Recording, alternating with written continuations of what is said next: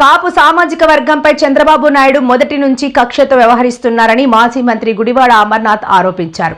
కాపు నేతలపై జరుగుతున్న అన్యాయాలకు వ్యతిరేకంగా వైఎస్ఆర్సీపీ ఎప్పుడూ అండగా ఉంటుందని ఆయన స్పష్టం చేశారు. విశాఖలో మీడియాతో మాట్లాడిన గుడివాడ అమర్నాథ్ వీటన్నిటిని కూడా రాష్ట్ర వ్యాప్తంగా పెద్ద ఎత్తున చర్చ జరుగుతోంది. ఏ రకంగా విద్వేషాలు రెచ్చగొట్టి కావాలని చెప్పి ప్రతిపక్షాన్ని ప్రేరేపించి మా పార్టీకి సంబంధించినటువంటి నాయకుల మీద వీళ్ళ మీద దాడులు చేసి ఈరోజు రాష్ట్ర వ్యాప్తంగా దేశవ్యాప్తంగా ప్రపంచవ్యాప్తంగా ఉన్నటువంటి హిందువుల తాలూకు మనోభావాలతో మాట్లాడుతున్నటువంటి ఈ ప్రభుత్వం కలియుగదైవం వెంకటేశ్వర స్వామి వారి ప్రసాదానికి సంబంధించి తప్పుడు ఆరోపణలు చేసింది.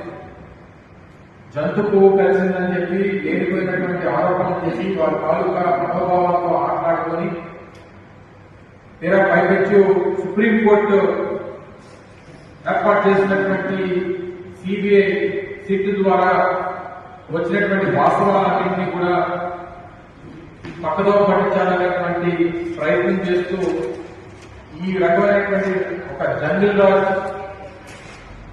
ప్రభుత్వాన్ని ఈరోజు రాష్ట్ర వ్యాప్తంగా నడుపుతా ఉన్నారు.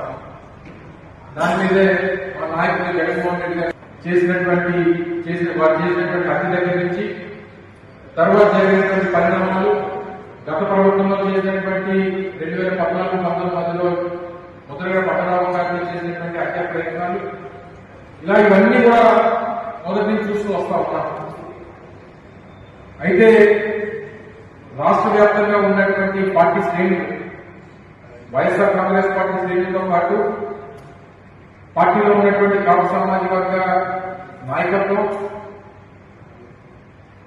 వీటన్నిటినీ కూడా ఎదిరిస్తూ వారి కుటుంబ సభ్యులకి సంఘీభావం తెలియజేయాలనేటువంటి ఒక నిర్ణయాన్ని ఈరోజు తీసుకొని ఉమ్మడి విశాఖపట్నం జిల్లాలో ఉన్నటువంటి పార్టీ నాయకత్వం అంతా కూడా రేపు గుంటూరు వెళ్లి వారి కుటుంబానికి సంఘీభావం తెలియజేయాలని చెప్పి ఒక నిర్ణయం తీసుకోవడం, అందులో భాగంగా రేపు ఇక్కడి నుంచి బయలుదేరి వెళ్ళడం జరుగుతూ ఉంది.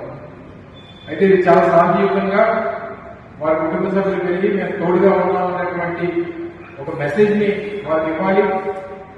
ఈరోజు అక్రమంగా అరెస్ట్ చేసినటువంటి అంబటి రాంబాబు గారి మీద పెడుతున్నటువంటి కేసులు కేవలం ప్రేరేపించి వారే తిట్టి తిరిగి వారింటి మీద దాడి చేసి వారింటికి నిప్పుపెట్టి వారి కుటుంబ సభ్యుల్ని హతమార్చాలనేటువంటి ప్రయత్నం చేసి వారిని హతమార్చాలనేటువంటి ప్రయత్నం చేసి ఇంత పెద్ద ఎత్తున దాడి చేస్తే దానికి స్పందన లేదు.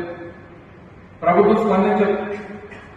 ప్రభుత్వం తర్వాత జరిగినటువంటి మళ్ళీ జోగిరవేలు గారి ఇంటి మీద దాడి చేశారు, వారి ఇంటి మీద పెట్రోల్ బాంబులు వేశారు, వారి ఇంటికి నిప్పు పెట్టారు, వారి కుటుంబ సభ్యులను కూడా సజీవదానం చేయాలనేటువంటి ప్రయత్నించి పార్టీ శ్రేణులందరూ కూడా బయలుదేరుతా ఉన్నారు. మరి ఆ కార్యక్రమానికి అందరూ కూడా హాజరై రేపు ఆ కార్యక్రమంలో పాల్గొని మరి అంబటి రాంబాబు గారి కుటుంబ సభ్యులకు సంఘీభావంగా నిలబడేటువంటి దాంట్లో భాగస్వాములు అవ్వాలని చెప్పి ఈ సందర్భంగా ఒకసారి మీ ద్వారా